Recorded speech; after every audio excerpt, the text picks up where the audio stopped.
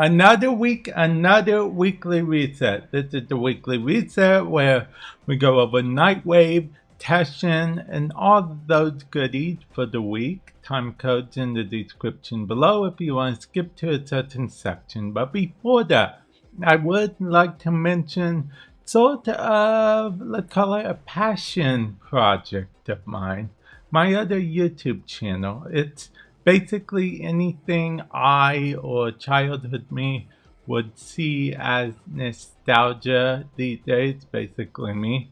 Goes on my other YouTube channel. I do unboxing, sometimes reviews, and what have you. The channel in question is called Total Time Warp. I'll put the link in the description below. Feel free to check it out if you so wish. Now, let's begin with Nightwave, shall we?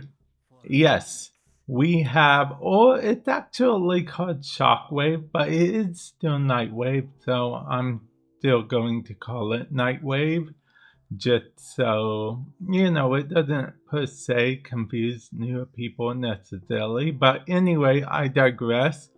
Collect 100 resources from the very complete 3 bounties. Wait, it said 100 resources, not 100 different resources. Anyway, complete 3 bounties in the Plains of Eidolon. Wait, they nerfed this again, right? Because, see, it used to say complete 3 bounties, then they nerfed it by, or rather buffed it, depending on how you look at it, to complete 5 different bounties in the Plains of Eidolon. Now it's lowered again, not only complete 3 bounties, but complete 3 bounties. They took out different. So what people used to do is they used to just do the first bounty over and over again. I guess you can do that again. Either that or they made a typo. And then we have activate Incarnon form of any Incarnon weapon in mission 5 times. This also counts for the Incarnon adapted weapons. You put an adapter on a weapon, it counts as an Incarnon weapon. I know this because I tested it out. I don't know if that was a bug, but technically the adapter makes it into an Incarnon weapon, so it makes sense it works that way. Kill or capture an Eidolon Hydralust.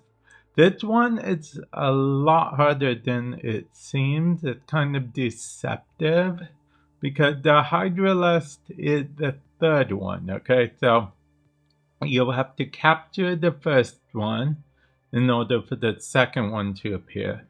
Then you'll have to capture the second one in order for the 3rd one to appear. So when it said kill or capture, it means kill or capture the last one. So you'll gotta capture the first one, capture the second one, and then you'll get the 3rd one. These are the Eidolons. So I just wanted to point that out for you guys. Then we have the basic kill 30 XMS, complete 15 missions, and kill 500 enemies, just for completing the stuff. Now, I'll hover over these, but I already recommend Corrosive Projection just because that's my default go-to, I feel like. Out of these particular ores that you can get from Nightwave, well, it's my default go-to because it used to be everyone's default go-to back in the day. Wait, did I already go through all of these? Oh, okay, it used to be everyone's default go-to back in the day before other ores came out that were better for each individual person. Squads would always want to run that ore so they could make the enemy's armor or shield as whatever possible. Still Charge was actually here last week, I think. I remember talking about it. So Yeah, that's interesting. That is interesting. Chill Charge I always recommend picking up because it gives you 18 capacity instead of 14 like most other ores do. So yeah, that's worth noting.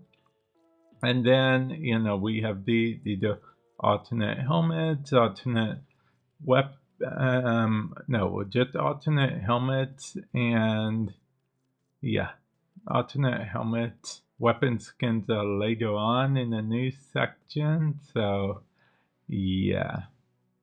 And then we have this right here, miscellaneous stuff right here for you.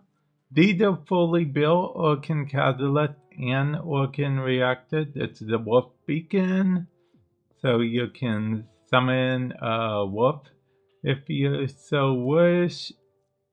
This is part of a boss fight. And then these are the weapon skins I was talking about. There's some weapons that mixed in a bunch, but for the most part, these are the weapon skins I was talking about. And now, let's see what hologram Teshin has to offer, shall we? Hologram Teshin has a Zal to offer. Okay. Well, I may as well give you guys a tip while we're here, okay?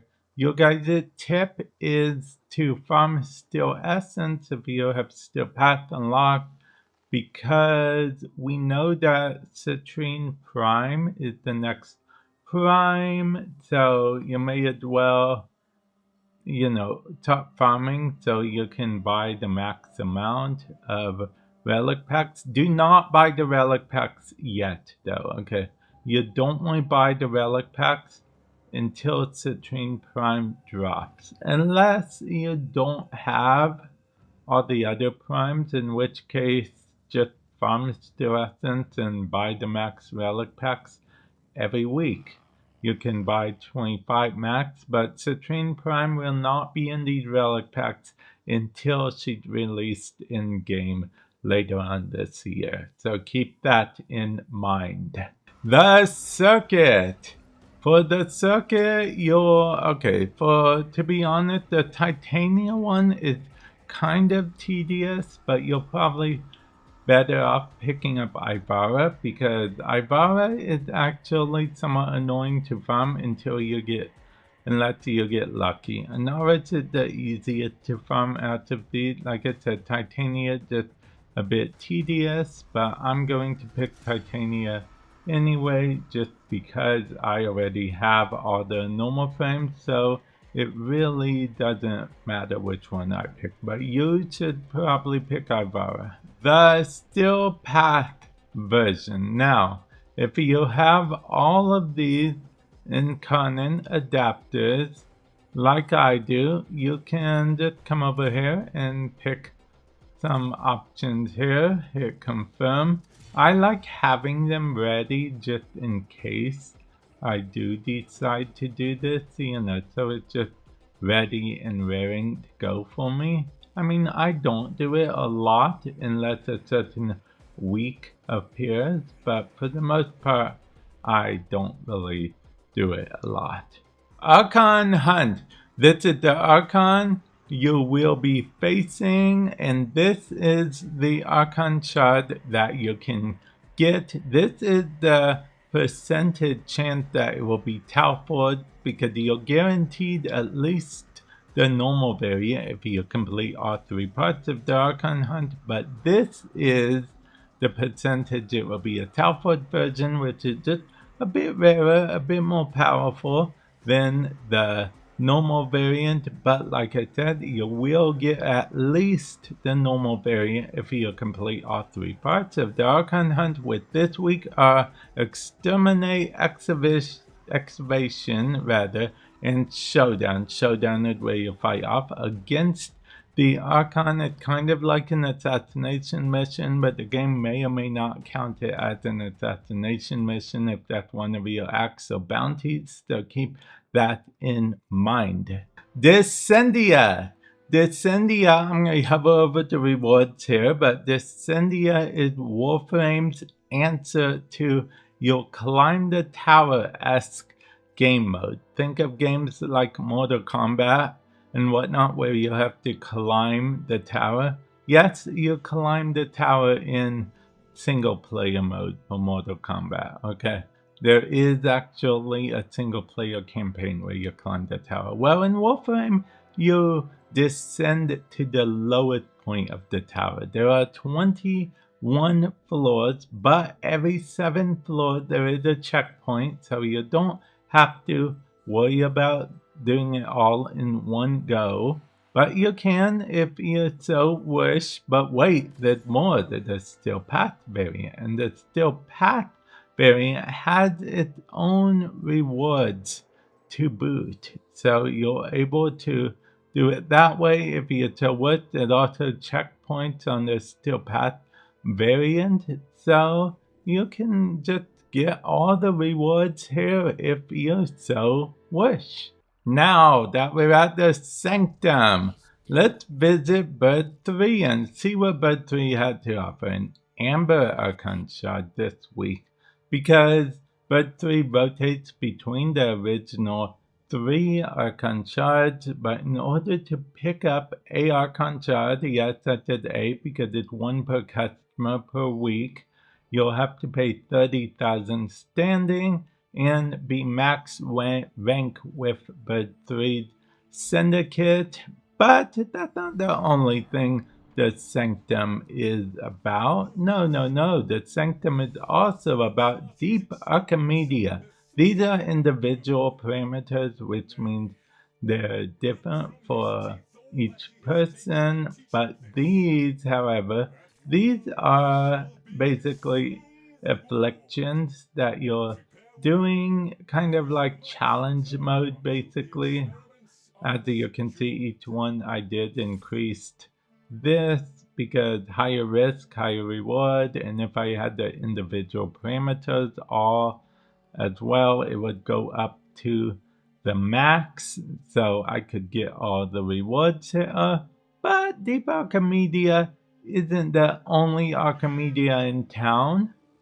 Well, maybe it is, because for the next bit, we got to travel to the universe where it's 1999, all day, every day.